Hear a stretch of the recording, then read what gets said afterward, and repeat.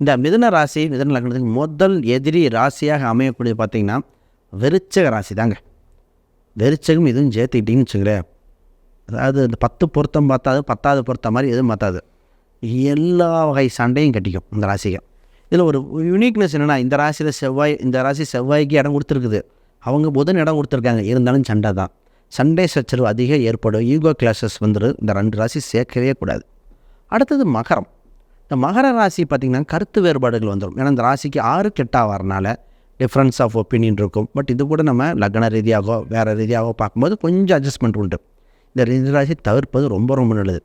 இதில் நீங்கள் நம்பவே மாட்டீங்க, இன்னொரு ராசி சொல்ல போகிறேன், அதுக்கு ரொம்ப கவனமாக சேர்க்கணும் இந்த ராசி. அது தனுசு. ஏன்னா இந்த இடம் 7ஆம் அதிபதியாக தான், அது பாதகமாக இருக்கனால ஏன்னா புதன், அதற்கு ஆப்போனண்ட்டு குரு, இந்த 2 ராசியை சேர்க்கும் பொழுது பார்த்து கேர்ஃபுல்லாக சேர்க்கணும்.